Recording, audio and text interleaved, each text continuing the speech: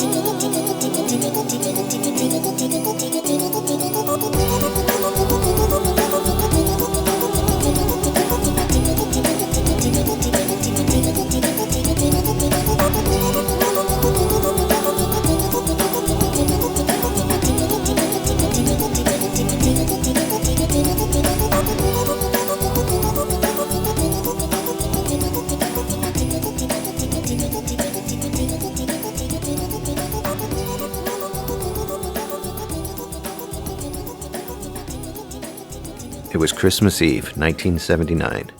My brother and my sister and I are giddier than a Clydesdale in a Budweiser commercial. We finished our traditional French toast, eggs, and sausage, Christmas Eve dinner that we would have every single year. We got all dressed up for the 7 p.m. service, and we went to church. And I'll tell you that when you go to church on Christmas Eve, you see people that you've never seen before.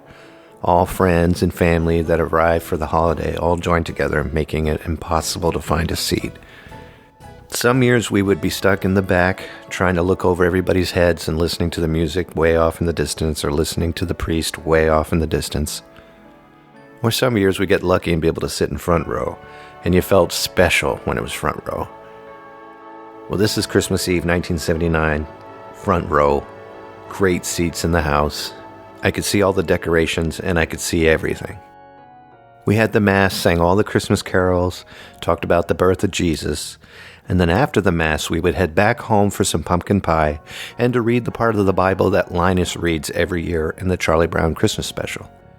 My brother and my sister and I would fight over who got to put the baby Jesus in the manger. And I would win most of the time since I was the only child in the family who was planned, I'm just saying. Anyway, after the fight over Jesus, we would head to bed. Now this is about 8 p.m.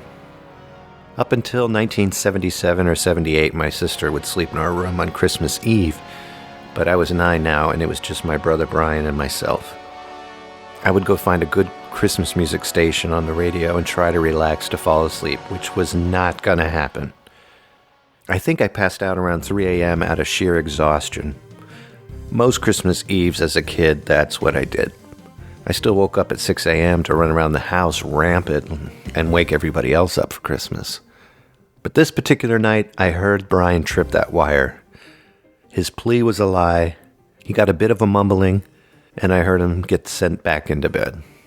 My father came into the room and checked to see if I heard the tripwire sound, and he stood over me and checked me, and I pretended to sleep so well, even I wasn't sure if I was awake. And now I had the upper hand. So around 11 p.m., I heard my grandparents go off to bed, so I figured that this would be the time that Santa would arrive. Believing was pretty much a choice at this age. I wasn't going to let any of this go anytime soon. So I knew I had about an hour to kill, and I would give Santa some time. So I'd either lay in bed and listen to Christmas music, or torment Brian a bit just to make the time go by. About 12:15 a.m., I remember waking up thinking I missed my chance and it was going to be morning soon. Luckily, I had plenty of time. I remember walking silently past my grandparents' room, listening to their breathing and making my moves accordingly to the snores. And as I turned the corner to head downstairs, there would be my parents' room. This is where I needed to be very quiet and not wake the sleeping giants. I looked around to find that tripwire that was set from before. I used the nightlight to look around and I finally found it. I slowly lifted my feet up and over one at a time and started down the steps. I found leftover Christmas boxes placed sporadically on the steps, and I thought this was a little weird, and after about the third step, I noticed that my dad had placed small mouse traps inside of them. I know what you're thinking, what if the poor kid broke a toe? Well, it was the 70s and I would have gotten off with a warning and a broken toe. I knew if I could make it to the fifth step, there was going to be a huge, eye-opening surprise. By the fifth step, I could see the tree and the gifts all laid out and presented in the perfect setting. I would play with everything I could without making a sound, and I loved it. I actually wrote a song about all of this, and I'll play it at the end of the show for you. After an excellent time, in the land of Toyland and Giftville, I put everything back to the way that I thought I found it, and started back up the stairs. Later on, I'd find out that they knew I was downstairs, but I'll continue this. I made it upstairs without a peep, and the mood was so overwhelming. I climbed back into bed, and I stared out my window and watched the stars until I fell asleep. If I could relive that particular night, I would do so in a heartbeat. After these messages, we'll be right back. Fireplaces glowing, icicles growing, hearts overflowing with cheer. It's that wonderful season we all find so pleasing, the Toys R Us time of year. The world's biggest toy stores, Toys R Us. The biggest selection, Toys R Us. It's the Toys R Us time of year. And now back to holiday cheer. Christmas, meaning Christ's Mass, celebrates the birth of Jesus Christ. Christmas has evolved over the years to incorporate time for family and friends to get together and exchange gifts. Of course, Jesus wasn't actually born on the 25th of December. This date was chosen for his birth around the 3rd century. No one really figured when Jesus was actually born. Some say May, others say June or July. It seems it was during the summer, though. By the end of the 8th century, Christmas was already celebrated across Europe. Christmas in those days was celebrated much like Mardi Gras today. And in those days, Christian purists opposed those celebrations to the point that people were fined for celebrating Christmas. On to Santa Claus. As we know him today, he's a right jolly old elf. But he comes from St. Nicholas, who was a 4th century Christian saint and a Greek bishop of Myra in Lycia, Turkey. He had a reputation for putting gifts in people's shoes when they left them out at night. He also had a reputation for giving gifts secretly to the poor and to the hungry. And thus he became the model for Santa Claus as we know him today. His modern name, Santa Claus, comes from the Dutch word Sinterklaas. Sinterklaas is celebrated in the Netherlands as a man who rides a big white horse by the name of Marigot, and he comes in every December 5th. And he carries a big book that has the names of all the children who were good and bad throughout the year. And as for the red and white costume, we can thank Coca-Cola for an ad in the 1930s for that one. But not until 1848, when a picture of Prince Albert with a 40-foot decorated indoor holly tree was published in magazines in the United States, did the Christmas tree's popularity take off. And as for Christmas lights, since the date chosen for Christmas was near the winter solstice, the same event celebrated by the tribes of Northern Europe, the Romans would light candles and fires to push back the darkness at that time of the year. Christians will display a nativity scene at Christmas time. A traditional Christmas nativity scene portrays the birth of Jesus in a stable. Next to him would be Joseph and Mary.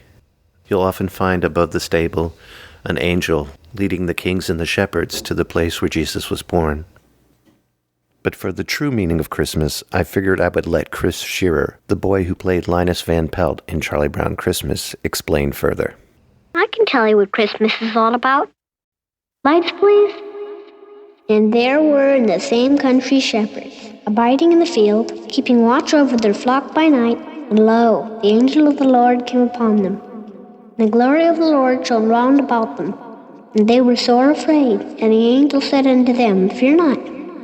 For behold, I bring you tidings of great joy, which shall be to all people. For unto you is born this day in the city of David a Savior, which is Christ the Lord. And this shall be a sign unto you. Ye shall find the babe wrapped in swaddling clothes, lying in a manger. And suddenly there was with the angel a multitude of the heavenly host praising God, and saying, Glory to God in the highest, and on earth peace, goodwill toward men. That's what Christmas is all about, Charlie Brown. Other events that took place on Christmas Day, December 25th, in 1776, George Washington and the Continental Army crossed the Delaware River. In 1814, the Treaty of Ghent ends the War of 1812. On Christmas Day in 1868, President Andrew Johnson issues a final pardon to Confederate soldiers. In 1914, the World War I Christmas truce is reached. You can learn about that by watching Paul McCartney's Pipes of Peace video. In 1968, Apollo 8 orbits the moon, and in 1979, I survived going downstairs to see what Santa brought me. I'm going to end the show tonight with First Peak, written by me, the Z, back in 2006. It's a song I told you about in my story. And it's a song that actually is the story. But it's true. The background music for tonight's show was chosen out of my collection of Christmas music that I've recorded over the years. And if you want to find some of that Christmas music, just head on over to zerbinator.bandcamp.com. Right now there's one Christmas album up and another one's on the way. And I truly hope you enjoyed all of this, and I truly hope that you have a very Merry Christmas and a Happy New Year. It's Christmas morning, the sky is dawning, and I am up the stairs.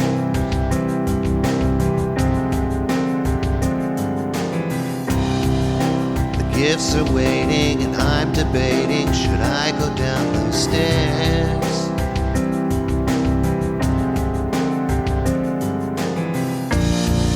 They are waiting for me under the tree, don't you know?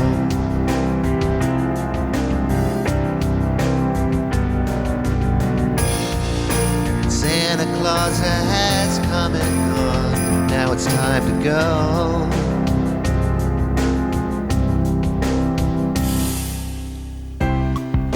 I check the room where my parents are, and they're fast asleep.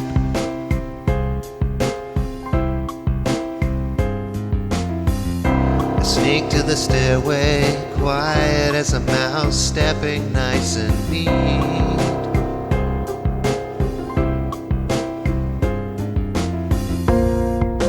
I take the first step down those stairs, not to make a sound.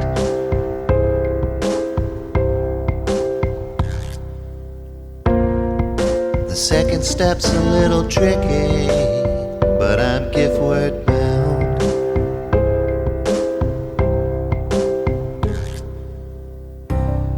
By the fifth step I can look around and see my prize.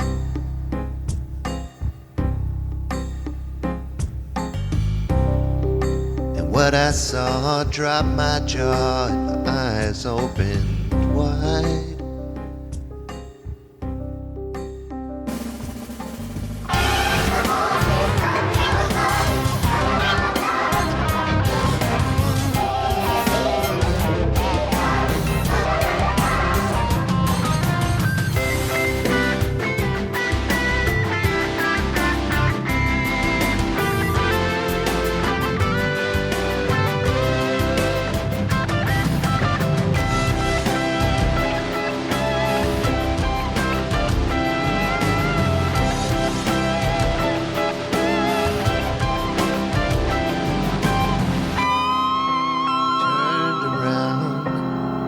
Slowly went up the stairs.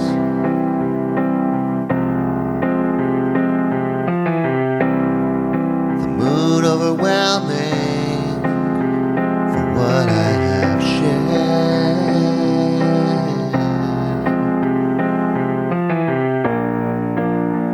And I climb back into bed.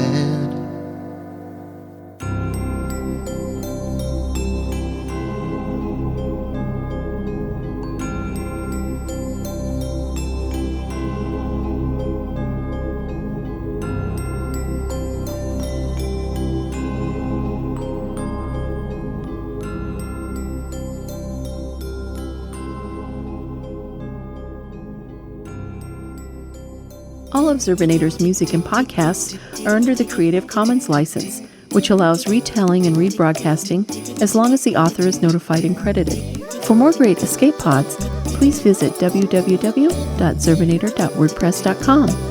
If you would like to contact Zerbinatorland, you can send an email to instrumentally@gmail.com or give us a call at 571-408-ZERB or 9372.